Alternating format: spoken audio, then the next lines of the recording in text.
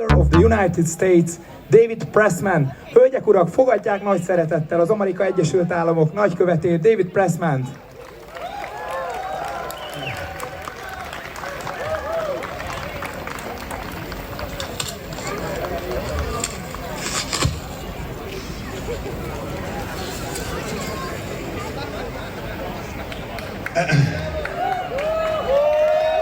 Good afternoon.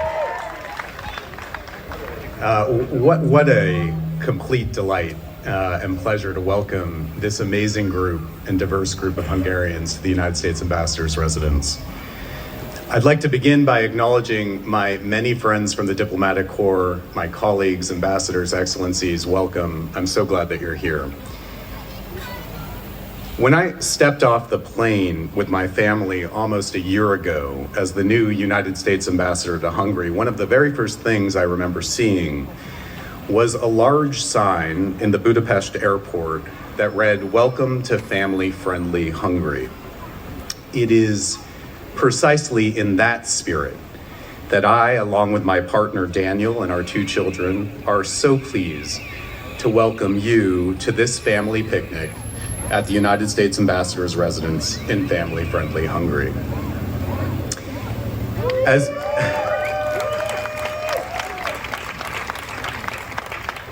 This little troublemaker is going to be going to cause some issues.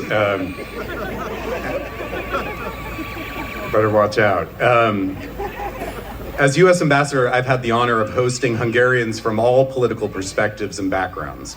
Just 2 weeks ago, many Hungarians joined us right here on this lawn to celebrate the 247th anniversary of America's independence. And I had the chance then to speak about a family of sorts, the family that is the NATO alliance, a covenant that binds our two countries together. And I mentioned that families can be complicated, and they don't always agree. But families always come first. And if that is true of our countries, it should certainly be true of the families that we recognize and celebrate today. But it has become abundantly clear right now in Hungary, as leaders call for new laws to protect children, as books are wrapped in cellophane, bookstores are fined for displaying books, as rainbow benches defaced. Now is also the right time for the United States of America to celebrate you and your families by hosting what I am told is one of the largest LGBT gatherings outside of Budapest Pride and the largest LGBT family gathering in Hungary's history. So welcome.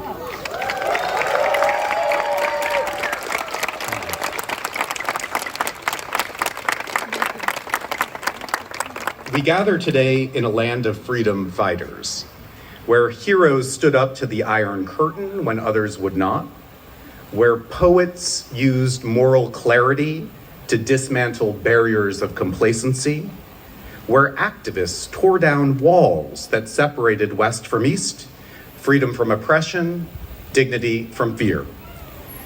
Hungarians, like Americans, covet their freedom and revere their heroes. And every story of freedom has its heroes. But heroes come in many forms. They do not always look like giants. They do not always look like Kossuth or read like Petőfi. They can be unknown, ordinary. Hungarian authors and illustrators that teach us that Storyland is for everyone. The bookstore owner that makes that story accessible to everyone. The Hungarian parents and would-be parents who build a family and protect it in the face of political attacks. Hungarians, like many of those gathered here today, who undeterred continue to share their stories, share their families, share their love to advance the human rights of all Hungarians. Everyday heroes working to advance the rights of every Hungarian. Everyday heroes whose stories are too often hidden. Books tell the stories of heroes. Like universities, books are not weapons, but they can be dangerous because they can tell stories that aren't otherwise heard, expose people to ideas, document complexity, show diversity of thought, opinion, and families show many of you. When political parties try to control books in universities by assigning loyalists to academic institutions, by buying bookstores, by wrapping books in cellophane, let's remember that books and ideas are not meant to be controlled by politicians. Not Hungarian hero Széchenyi's book, Condemning Aristocracy, a book burned on the streets of Hungary in 1831, nor Dora Papp or Alice Osman's books about family, books targeted in Hungarian bookstores in 2023. It sometimes takes heroes to ensure that is the case. The cellophane on books in Budapest is not meant to hide them, but rather to highlight them, to signal that what is depicted inside is aberrant, that what is inside is not right, that what is inside many of you is not right, that your story should be segregated. Too often we see stories here in the political rhetoric and the politically controlled press that depend upon creating this kind of fear, of the unfamiliar, of the unknown, of outsiders, even of, quote, adversaries. Yet so often, these fears are simply fairy tales. In America, we say you can't judge a book by its cover. And when we look inside fairy tale books that others have covered in cellophane, you will find what every clever child already knows, that there really is nothing to be afraid of. That like the imaginary villains portrayed in the stories, the thing they were told to fear was make-believe, fiction, not real, but imagined. When you open the cover and look inside, you see that often the idea you were told to fear was in reality a sister, a brother, a son, a daughter, a classmate, a coworker, a neighbor, a friend, or even an ally. Family. And when you try to see the world through their eyes, which is what stories allow us to do, you will often find that the villain you thought you saw was imagined, perhaps even just a reflection in the foil. The beauty of the Hungarian story, like the American story, is that it is still being written by each of you. You are not alone. It gave me real hope that this week, 49 countries, embassies, and cultural institutes here in Hungary co-signed an unmistakably strong statement on LGBT rights in Hungary, explicitly calling for the elimination of legislation and political rhetoric that is harmful to the LGBT community in Hungary. Now,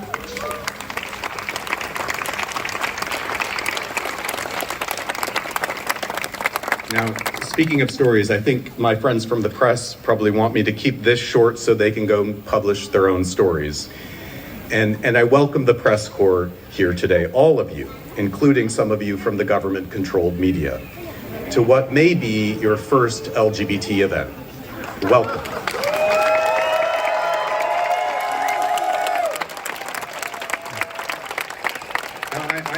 I'm glad to see you here.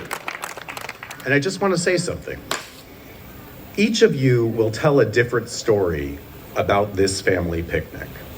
If some of you came here in search of a villain for your story, I hope that instead, through the cellophane, you see something much more common and ordinary and beautiful. Families. Hungarian families. American families. Our human family. Families worthy of your respect, worthy of dignity. Families we can all be proud of. Families who deserve a joyous occasion just like this, right here, right now.